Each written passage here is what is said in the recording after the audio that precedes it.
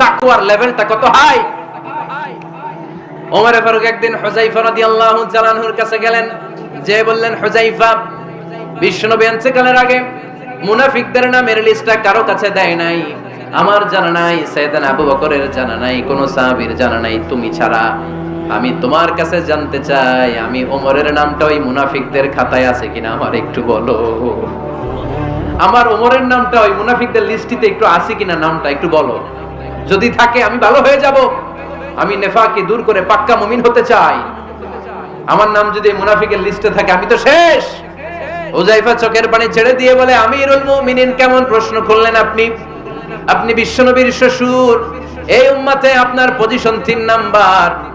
আপনারে মুনাফিকরা ভয় পায়, শয়তান আপনারে ভয় পায়।